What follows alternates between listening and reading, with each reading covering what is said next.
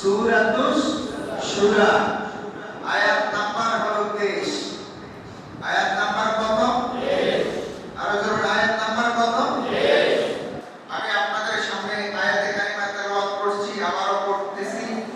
আসুন আমরা সকলে সমস্বরে আওয়াজ দিয়ে পড়ুন, আউযু বিল্লাহি মিনাশ শাইতানির রাজিম। আপনাদের কি খারাপ লাগে? না। কোরআনুল কারীম পড়লে কি গুনাহ হয়? না। কোরআনের একটা অর্থ হচ্ছে কালামুল্লাহ। জোরে বলেন কি? কালামুল্লাহ। বন্ধু বন্ধুর সাথে কথা বললে খুশি হয়, কি হয়? খুশি হয়। ফোনে বলুক আর সরাসরি বলুক, তো কোরআনটা হচ্ছে এমন, কোরআন পড়া মানে আল্লাহর সাথে কথা বলা। আজকে কইলেন কোরআন তেলাওয়াত করা মানে আল্লাহর সাথে কি বলা? কথা বলা। তো আল্লাহর সাথে যখন কথা বলা অঙ্গীকার আমার আল্লাহ দিয়েছেন যে যে কোরআনুল কারীম তেলাওয়াত করলো সে যেন আমার সাথে কথা বললো, তো আল্লাহর সাথে কথা বলার স্পিডটা আরো একটু জোরে হওয়া দরকার, ঠিক কিনা বলেন? ঠিক। আসুন আবার পড়ুন, আউযু বিল্লাহি মিনাশ শাইতানির রাজিম, বিসমিল্লাহির রাহমানির রাহিম। কুল লা আসআলুকুম আলাইহি আজরান ইল্লাল মাওয়াদ্দাতা ফিল কুরবা। সাদাকাল্লাহুল আযীম। আহলে বাইতের আজকের এই জুমা আলোচনা হচ্ছে আল খুতবাতুস সালিস ফি তাশরিল মুহররম ফি আইম্মাতি হুব্বি আহলে বাইতি। সুবহানাল্লাহ। অর্থ হচ্ছে, বক্তব্যটা হচ্ছে তৃতীয় জুমা লিশাহরিল মুহররম, মুহররমের তৃতীয় জুমা, ফি আইম্মা গুরুত্ব, হুব্বি আহলে বাইত, আহলে বাইতের ভালোবাসার গুরুত্ব। তো এই আহলে বাইতের ভালোবাসার গুরুত্ব সম্পর্কে কোরআনুল কারীমে সূরা শুরা আয়াত নাম্বার 23 নাযিল হয়েছে। এই আয়াতের নাযিলের প্রেক্ষাপট, কেন এই আয়াত নাযিল হয়েছে শুনেন। আল্লাহর নবী রাহমাতাল লিল আলামিন একদিন মসজিদে নববীতে বসা। আমি এই আলোচনাটা নোট করেছি তাফসিরে কাবীর। যারা বলেন কোন তাফসির? তাফসিরে কাবীর লিখেছেন আল্লামা ফখরউদ্দীন রাজি রাহমাতুল্লাহ আলাইহি। সুবহানাল্লাহ। এই তাফসিরটা লিখেছেন কে? ফখরউদ্দীন রাজি রাহমাতুল্লাহ আলাইহি। তাফসিরের নাম হচ্ছে তাফসিরে কাবীর। এই তাফসিরে কাবীরের মধ্যে এসেছে একদিন আল্লাহর নবী সাল্লাল্লাহু আলাইহি ওয়াসাল্লাম মসজিদে নববীতে বসা। মসজিদে নববীতে আমার নবী বসে আছেন, একদল লোক আমার নবীর কাছে আগমন করলেন। আগমন করে কিছু স্বর্ণ রৌপ্য, কিছু সম্পদ আমার নবীর কাছে দিলেন। দিয়ে বলছেন যে হুজুর, এই জিনিসগুলো আপনাকে দিলাম, আপনি তো ইসলামের জন্য অনেক কষ্ট করেছেন, এই কারণে আপনাকে দিলাম। আল্লাহ জিবরাইল আলাইহিস সালাতু ওয়াস সালামকে প্রেরণ করে বলেন, জিবরাইল আমার বন্ধুকে বলো আমার বন্ধু যাতে এগুলো গ্রহণ না করে, কারণ আমার বন্ধুর নবুয়তের আলামত হচ্ছে আমার বন্ধু হাদিয়া গ্রহণ করবে, বিনিময় গ্রহণ করবে না। আরো জোরে বল সুবহানাল্লাহ। নবীর নবুয়তের আলামত হচ্ছে নবীজি হাদিয়া গ্রহণ করবে, কিন্তু বিনিময় গ্রহণ করবে না। ধরেন আপনি আমাকে বললেন যে হুজুর, আমার এই সন্তানটাকে আপনি জারবুক করে দেন। আমি জারবুক করে দিলাম। আপনি বললেন জারবুকের কারণে আপনাকে 100 টাকা দিলাম, এটা আমার নেওয়া জায়েজ নাই। নেওয়া কি নাই? কথাটা কি ক্লিয়ার?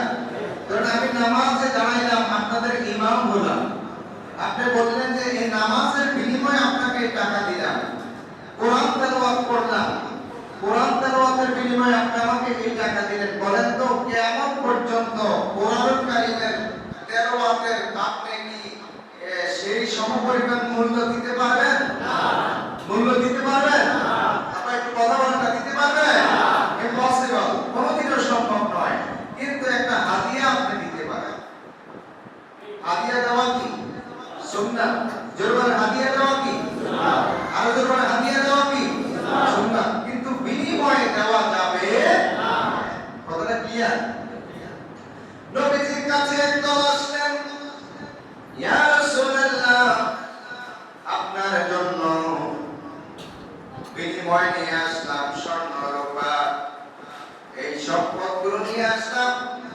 আল্লাহ পাক রব্বুল আলামিন জিবরাইলকে বলেন যে জিবরাইল, দেরি করো না, যাও আমার বন্ধুর কাছে এই আয়াতটা নিয়ে যাও, আমার বন্ধুকে বলে দাও, কুল হে হাবিব লা আসআলুকুম আলাইহি আজরান, আপনি রিসালাত প্রচারে, আপনি ইসলাম প্রচারে কোনো বিনিময় আপনি নিতে পারেন না, কোনো উসরা আজরা, কোনো প্রতিদান রিসালাতের কারণে আপনি নিতে পারেন না।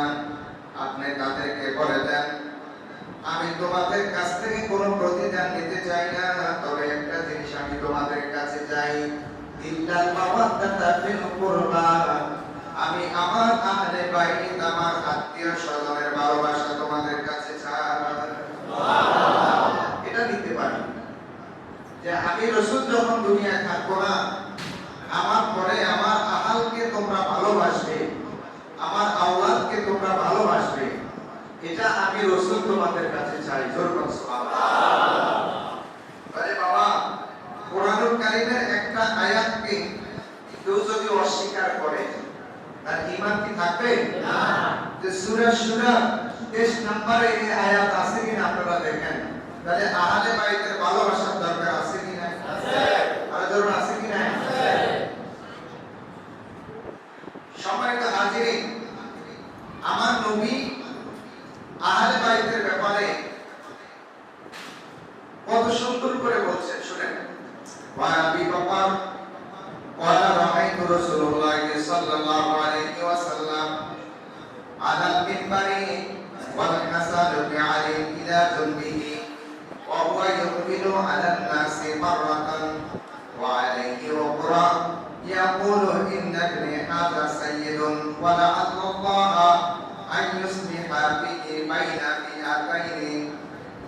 ফিআতাইনি আযীমাতাইনি মিনাল মুসলিমিন, রাওয়াহুল বুখারী। সুবহানাল্লাহ। একদিন আমার নবী রাহমাতাল লিল আলামিন আবু বকর সিদ্দিক রাদিয়াল্লাহু তাআলা আনহু থেকে হাদিসটা, আমার নবী মিম্বরের মধ্যে বসা, আর হাসান রাদিয়াল্লাহু তাআলা আনহু আসলেন, আর হুসাইন রাদিয়াল্লাহু তাআলা আনহু আসলেন। আমার নবী একবার হাসানের দিকে তাকাচ্ছেন, আবার হুসাইনের দিকে তাকাচ্ছেন। সুবহানাল্লাহ। একবার হাসানের দিকে তাকান, আবার হুসাইনের দিকে তাকান, আর আরেকবার সব লোকদের দিকে তাকান। একবার হাসানের দিকে তাকাইলেন, আবার হুসাইনের দিকে তাকাইলেন, আবার জুমার সব লোকদের দিকে তাকাইলেন। তাকাই আমার নবী বললেন, ইন্না বনি হাদা সাইয়্যিদুন, তোমরা যে ছোট ছোট ছেলেগুলো দেখতেছো, এরা তোমাদের নেতা। জোরে বলুন সুবহানাল্লাহ। আরেক ব্যাখ্যায় আসছে, আমার নবী এদের দিকে লক্ষ্য করে বললেন, এরা আমার আওলাদ, এরা তোমাদের চাইতে বেশি ধৈর্যশীল। সুবহানাল্লাহ। এবার কিছুক্ষণ পর আমার নবীর চোখের মধ্যে পানি চলে আসলো, ওয়ালা আল্লাহ। এবার তিনি চোখের পানি ছেড়ে দিয়ে বলেন, আমার একটা কথা মনে হয়ে গেছে। সুবহানাল্লাহ। ওই কারবালার কথা আমার নবীর মনে হয়ে গেছে। আমার নবী বলছেন, আইয়ুসলিহা, ইসলাম হবে, সমাধান হবে, সংশোধন হবে, বাইনা ফিআতাইনি, তোমাদের মধ্যে দুইটা ফিতনার সমাধান হবে, আযীমাতাইনি, মহান ফিতনা, দুইটা মহান ফিতনার সমাধান হবে, মিনাল মুসলিমিন, মুসলমানদের মধ্যে। আমার হাসান হোসাইনের ত্যাগের বিনিময়ে যেরকম সুবহানাল্লাহ। এই কারণে তো হাসান রাদিয়াল্লাহু তাআলা তিনাকে যখন শহীদ করা হলো, বিষ পান করাইলো, তিনি রাগ করলেন না, ধৈর্যশীল হয়ে তিনি চুপ করে বসেছিলেন। এবার দ্বিতীয়বার যখন ইমাম হোসেনকে কারবালার ময়দানে জবাই করা হয়েছিল, শহীদ করা হয়েছিল, ও করেন নাই। কারণ হলো আল্লামা ডক্টর কবি ইকবাল বলেন, ইসলাম চিন্তা বলতে আগে আর কারবালার কে বাদ। ইসলামের মধ্যে ইসলাম চিন্তা হয়েছে কারবালার কোরবানির মাধ্যমে। কথা বলেন ঠিক কিনা?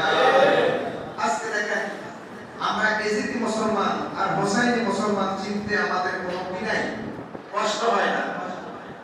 এই কারণে করে মুহররম মিলাদুন নবী মাস আসিলে ইমানদার আর মুনাফিকের পরিচয় মিলে। কথা ঠিক কিনা? মুহররম মিলাদুন নবী মাস আসিলে ইমানদার আর মুনাফিকের পরিচয় মিলে। আরে ইমানদাররা মুহররমের মাহফিল করতেছে, বলেন ইমানদাররা মুহররমের মাহফিল করতেছে। আজি ইমানদারের কলিজাতে আঘাত লেগেছে, বলেন আজি ইমানদারের কলিজাতে আঘাত লেগেছে। ইমাম হোসাইন কারবালাতে শহীদ হয়েছে, বলেন ইমাম হোসাইন কারবালাতে শহীদ হয়েছে।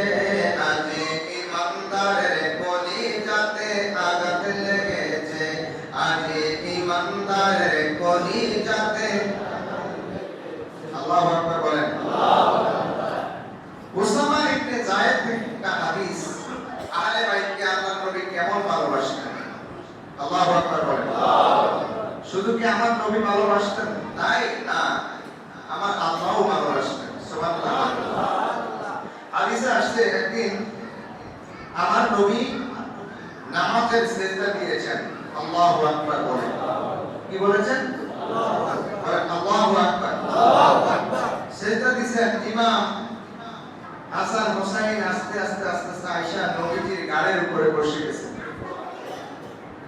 এখন নবীজি গাড় তুলতে পারতেছেন না, গাড় তোলার জন্য ওনাদেরকে নামানোর চেষ্টা করছেন। জিবরাইল আমিন এই সময় আসছে, এসে বলে ইয়া রাসূলুল্লাহ, আল্লাহ এদেরকে ভালোবাসেন, আপনিও এদেরকে ভালোবাসেন, এদেরকে গাড় থেকে নামানো আপনার কোনদিন সমুচিত হবে না। সুবহানাল্লাহ।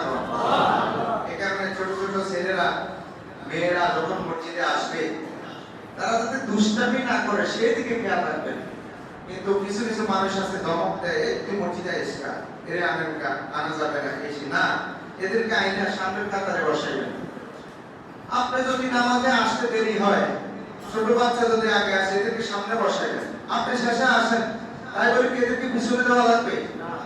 মসজিদে ছোট বড়, কিবা শিশু, কিবা কিশোর, কিবা শিল্পপতি, কিবা রাষ্ট্রপতি, কিবা প্রধানমন্ত্রী, হ্যাঁ, কিবা চেয়ারম্যান, মেম্বার, এমপি, সবাই মসজিদে সমান। কথা বলুন ঠিক কিনা?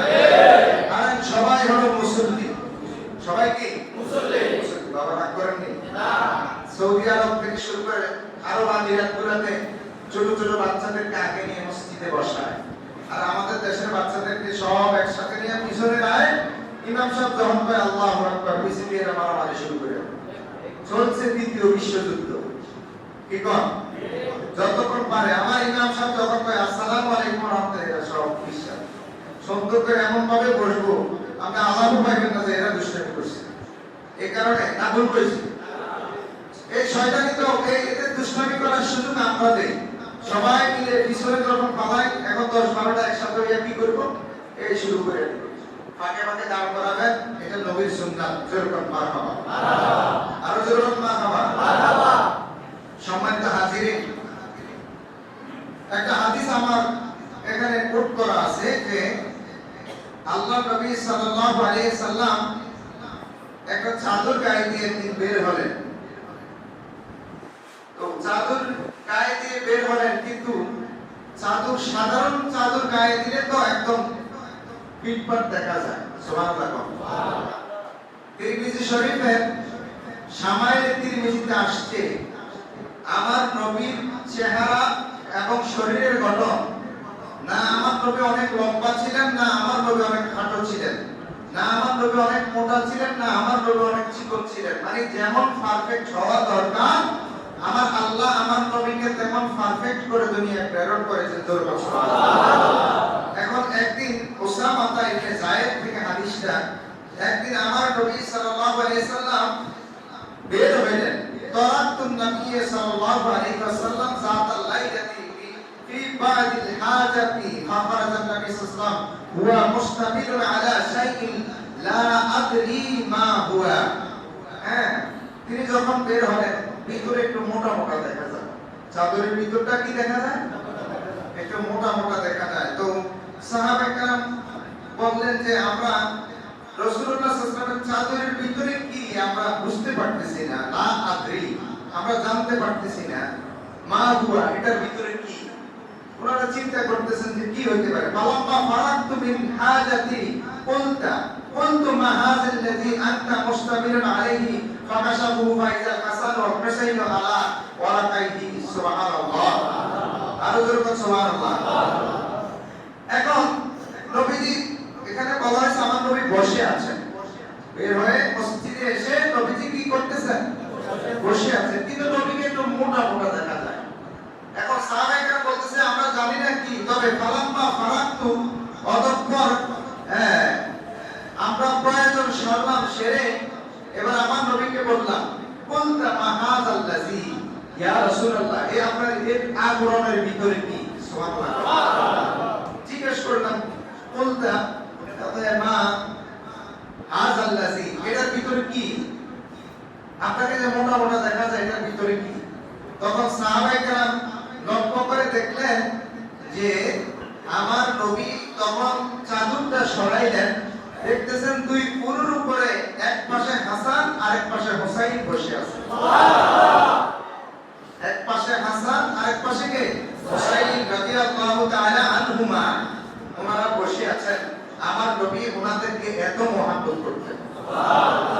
তো সম্মানিত হাজিরিন, আমার নবী ওনাদেরকে মহব্বতের পিছনে কারণ আছে। তো কারণটা হলো এই যে ইমাম হাসান হুসাইন বা আহলে বাইতের ব্যাপারে কোরআনুল কারীমের যে আয়াত নাযিল হয়েছে সূরাতুশ শূরার 23 নম্বর আয়াত, এই আয়াতের ব্যাখ্যায় যদি আপনি তাফসীর জগতে যান, বিশ্ববিখ্যাত তাফসীরে কাবীর লিখেছেন আল্লামা ফখরউদ্দিন রাজি রাহমাতুল্লাহ আলাইহি। এই তাফসীরে কাবীরে এই আয়াতের ব্যাখ্যায় বলেছেন কেউ যদি আহলে বাইতকে ভালোবাসে আল্লাহ তাআলা দুনিয়াতে তার রিজিকের অভাব দূর করে দিবেন। সুবহানাল্লাহ, আহলে বাইতের ভালোবাসার কারণে রিজিকের অভাব দূর করে দিবেন কে, আল্লাহ। আর একটু বড় করে বলেন কে, আল্লাহ। ঘোষণাটা দিলেন কে, আল্লাহ। মুআজ্জিজ হাজিরিন, এই আয়াতের ব্যাখ্যা আরেকটা বিষয় এসেছে যে কুল্লা আসআলুকুম আলাইহি আজরান ইল্লাল মাওয়াদ্দাতা feel কুরবা, said my prophet Muhammad sallallahu alaihi wasallam, আপনি আপনার উম্মতদেরকে জানিয়ে দেন যারা আহলে বাইতকে ভালোবাসবে আল্লাহ তাআলা তাদের জন্য কবরের আযাব maaf করে দিবেন। সুবহানাল্লাহ। এখন আসেন, শুধু আহলে বাইতকে ভালোবাসেই পড়ে থাকলে হবে না, নামাজ লাগবে কথা কয় না কেন, লাগবে না 24 ঘন্টা নামাজ পড়বেন। কিছু কিছু মানুষ আছে কয় আমরা মসজিদে নামাজ পড়ি না, আমরা 24 ঘন্টা নামাজ পড়ি। তো দাইনি সালাত 24 ঘন্টা নামাজ পড়লে মাঝে মাঝে ভাত খায়নি, সিগারেটও খায়, টানে, আরে কথা কয় না, গোসল করেনি, সিগারেট টানেনি, লেট্রিনও যায়নি, ঘুম যায়নি, আর দুনিয়ার কাজ কাম করেনি। তো 24 ঘন্টা নামাজটা পড়লো কতক্ষণে? আছে না নাই? এসব এগুলো একদম শয়তানি, এসব শয়তানি বাদ দেওয়া দরকার, ঠিক কিনা বলেন? ইমাম হাসান হুসাইন নামাজ পড়ছেন নি? কথাটা নামাজ পড়ছেন নি? যখন সীমার বুকের মধ্যে বসছে কারবালার ময়দানে, সীমারের দিকে তাকায়া সীমার ছুরি চালাইতেছে, কয় সীমা এই জায়গায় তুই ছুরি চালাইস না, কারণ এই জায়গায় আমার নবী চুমু খাইছে, কিয়ামত পর্যন্ত যদি ছুরি চালাস আমি হুসাইন জবাই হব না। সুবহানাল্লাহ, আরেকটু জোরে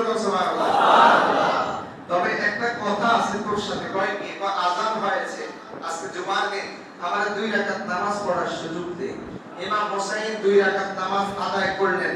শেষ বৈঠকের মধ্যে এই সীমারের ভিতরে আসলো যে নামাজ পড়ার পরে মুসলমানদের শক্তি চলে আসে, এরপরে যদি আমারে আবার শেষ করিয়া দেয়, এই কারণে সে সাথে সাথে জবাই করে দিয়ে বলেন নাউজুবিল্লাহ। তো মুআজ্জিজ হাজিরিন, ওরা বলে কই নামাজ কি দরকার? আমরা বলি কারবালার কুরবানি স্মরণ করো, প্রাণ করে সকলেই নামাজ পড়ো। কারবালার শিক্ষার মধ্যে নামাজ আছে না নাই? আছে। যেমন নবীর ভালোবাসা আছে, নামাজ আছে, রোজা আছে, হজ আছে, যাকাত আছে। ইমাম হোসেন যখন শহীদ হয়, ইমাম হোসেন রোজা অবস্থা ছিল। কি অবস্থা ছিলেন? আর যখন কি অবস্থা ছিলেন? রোজা অবস্থায়। তাহলে ইসলামের মধ্যে নামাজ, রোজা, হজ, যাকাত, জিকির, ফিকির, ইকরামুল মুসলিমিন, মানুষের ভালোবাসা সব দরকার। কিন্তু আজকে এক শ্রেণীর লোক বলে আমরা আহলে বাইতকে ভালোবাসি, জীবন দিয়ে ভালোবাসি, আলী আমাদের ইমাম, কিন্তু আমরা নামাজ পড়ব না, আমরা মসজিদে যাব না। এরা কি প্রকৃত মুসলমান? না। মসজিদ সর্বপ্রথম তৈরি করেছেন আল্লাহ। ইন্না আউওয়ালা বাইতিন উদিআ লিন-নাস আল্লাযী বিমাক্কাতা মুবারাকান ওয়া হুদাল লিল আলামিন।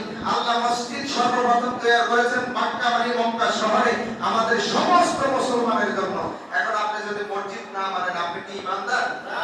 নবীজি সর্বপ্রথম মক্কা থেকে মদিনায় হিজরত করে আয়েশা এই মদিনার জায়গাটা দুইটা ইহুদি ছোট ছোট নাবালক থেকে কিনে নিছেন। কিছু কবরস্থান আছে, অল্প কিছু জায়গা নবীজি কিনা এরপরে একটা মসজিদ তৈরি করছেন আগে নামাজ পড়ার জন্য। নবীজি নিজেই তিনি মাটি কেটেছেন, নবীজি নিজেই কষ্ট করে এই মসজিদ প্রতিষ্ঠা করছেন। আজকে এক শ্রেণীর লোক কয় মসজিদে যাওয়া লাগবে না। এরা কি প্রকৃত ইসলামের কাজ করতেছে না ইসলামের দুশমন?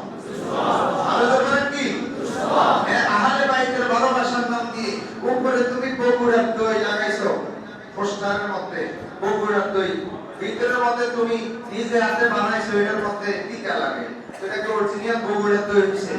লেবাস লাগাইছো আহলে বাইতের ভালোবাসার লেবাস, সুন্দর লেবাস, কিন্তু ভিতরে তুমি নামাজ লাগবে না, জিকির লাগবে না, দাড়ি লাগবে না, টুপি লাগবে না, ইসলামের সুন্নাত লাগবে না, তো তুমি আসলে লেবাসে মুমিনি, লেবাসে পুরোপুরি শয়তান। তোমার কলমের ভিতরে কি? কথা কাটা কলমের ভিতরে কি? না, আহলে বাইতের ভালোবাসা একদম মিয়া মিয়া লাগবে, কিন্তু তোমার আমলও একদম কি? কথা ঠিক কি না?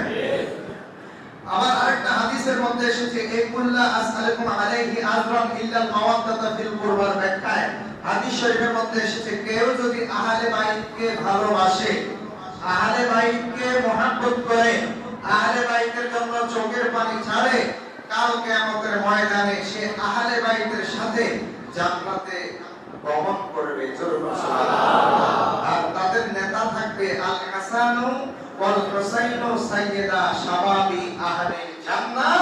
তাদের নেতা হবে ইমাম হাসান হুসাইন আলাইহিস সালাম। সুবহানাল্লাহ। আর জোরে সুবহানাল্লাহ। আরে বাবা, আমার কথায় কি আপনারা কষ্ট নিছেন? না। যদি আমি ভুল বলি আমারে ধরবেন, আদবের সহিত কথা বলবেন, এটা ক্লিয়ার কাট। আহলে বাইতের ভালোবাসাও লাগবে, আমলও লাগবে। এখন আমল ছাড়িয়া, মসজিদ ছাড়িয়া, ইমাম সাহেব ছাড়িয়া, এই ইমাম সাহেব ভালো না, ওই ইমাম সাহেব ভালো, এই ইমাম সাহেব ভালো, তবে হ্যাঁ আহলে বাইত প্রেমিক ইমাম সাহেব লাগবে। কথাটা ঠিক কিনা? আরো জোরে ঠিক কিনা? কিন্তু মসজিদ ছাড়ার কোনো সুযোগ, মসজিদ ছাড়ার কোনো সুযোগ